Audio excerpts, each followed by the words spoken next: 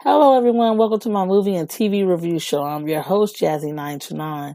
I remember when I was a young girl, I would watch some amazing movies and TV shows with my uncle, and I used to love the way he would break them down and explain them to me by the end.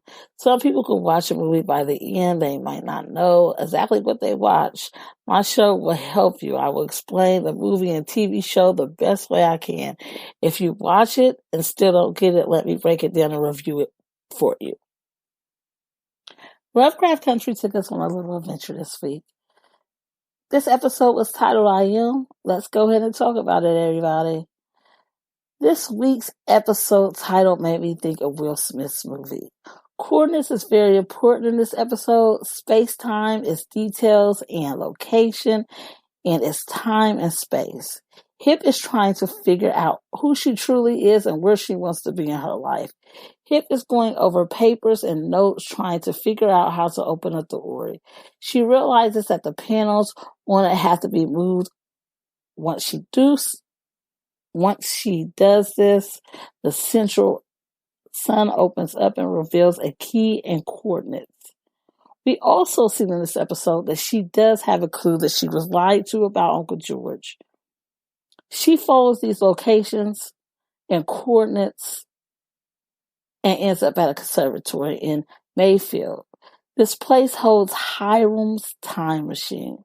She puts the key in the machine there, but before she could get it to work, two police come in and tick out of nowhere, and they start a fight. And the gun goes off, and after the gun goes off, a bullet hits the time machine, and it starts to work. We see that Hip and Tick is sucked into the machine.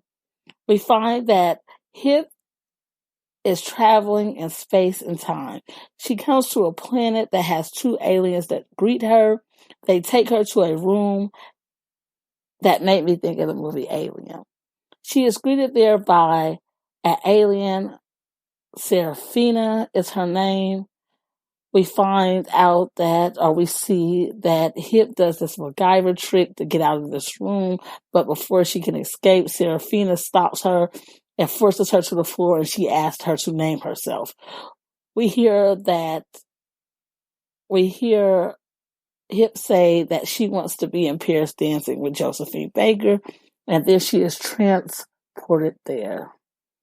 Also, we see her yell that I am Hip in this episode, another part, a scene where she was with Josephine Baker, and she becomes an African Amazon tribe leader. The tribe battles a Confederate army of white soldiers. Hip then says she wants to be George's wife and ends up in the arms of George in bed. She tells George that he has been holding her back from what she truly wanted to do.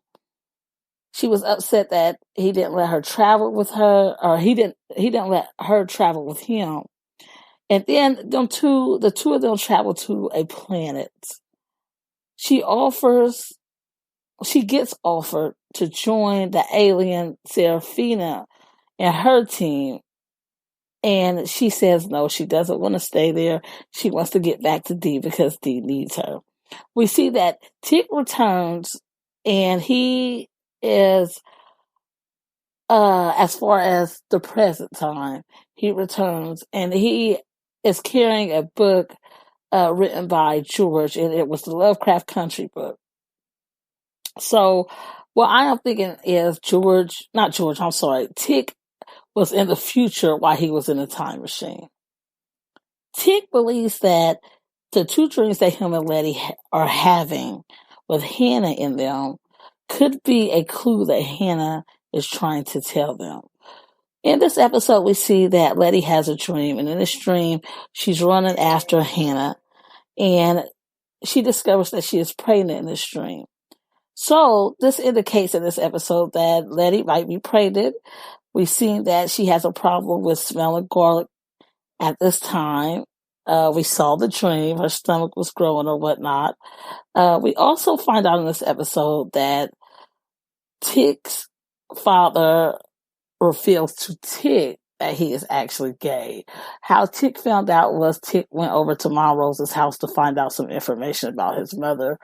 And Sammy was coming up out of the house, and Tick confronted his father, and his father told him, yes, that he was gay or whatnot. And his mom, Tick's mom, actually knew about this, and she was basically a cover up for him. Leti finds out that Tick had a cousin that survived the Tulsa massacre, and she had a friend that also survived, and she lives in St. Louis.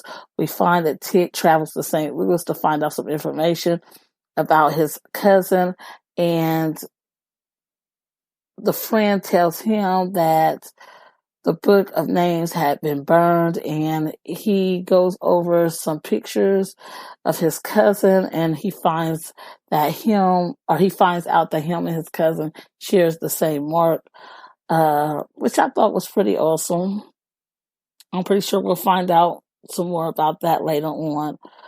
Ruby is with Leti in this episode that we've seen. It looks like Leti is trying to fix the relationship. I don't think that Ruby actually wants to do that. I think Ruby just wants to be around Leti right now to go ahead and find out some information from Christina. In this episode, Ruby finds out that Christina and William was actually lovers once upon a time. And Christina went ahead and seeked out William. She actually seduced him so she could go ahead and find out some more spells so she could impress her father, because her father wouldn't teach her any spells because she was a woman. Also, we find out that Dale's sitting there. I guess Leti had killed her in episode 2, and that's how her body comes to be sitting in this basement. So what Christina said before about Lancaster killing William, it was true. I think that Christina is actually in love with Ruby, and I want them to be together. I like their relationship. Tell me what y'all think. I mean, do y'all think the two should be together? There was a scene in this episode where Leti was playing cards with the kids, and one of the boys had asked when Bobo was coming back. We all know that Bobo is Emmett Till. So during this time, Bobo has made it to Mississippi, so we all know that he's not coming back. I thought this was pretty interesting. We will see more about that in the next episode. Also, we've seen that Dee has no interest anymore in the guide travel book. That stood out for me. I want Montrose to stop treating Sammy so bad. We've seen that in this episode. It looks like he's trying to push Sammy away, which isn't good. I want them two to be together. If that's truly what he wants to do as far as be with Sammy, then that's what he needs to do. This episode made me think of Buck Rogers. And the ladies in this episode look pretty amazing. I want to ask y'all something. In The Wire, that was on HBO, that this actor, as far as who plays Montrose, did he actually eat pork in The Wire? I don't remember. I know he loved milk in The Wire, but I want to know if he ate pork. I think this is something that stood out for me. This is all I had in this review. I hope y'all all enjoyed it. Next week, I know that Lancaster is going to put a curse on Dee. And that where this little scary looking thing comes into place as far as the doll. We'll see if it's going to be a doll or not, because in the book it says it's a doll that haunts her. Also, like I said before, there will be a storyline for Emmett Till in this episode that's coming, the 8th episode. I think that'll be pretty interesting. I want to know what your thoughts are on this episode. Please leave your comments and thoughts in the comments below this episode. And don't forget to head on over to my website. Check that out. I got a blog over there. You'll see everything that I'm talking about on the show right now. Also, you'll get some extra bonus things You'll get some Easter eggs over there and a lot of details about a lot of things that I didn't talk about over here, like Josephine Baker and her lover, her female lover, y'all. With that being said, I'm going to go ahead and close out. I hope y'all enjoyed this episode. Until next time, I will be reviewing episode 8. Find Talking Out Loud with Jazzy 929 at Spreaker, Spotify, Apple Podcast, iHeartRadio, Google Podcast, Castbox, Deezer, Soundcloud, YouTube, Facebook, Instagram. Find merch at Redbubble.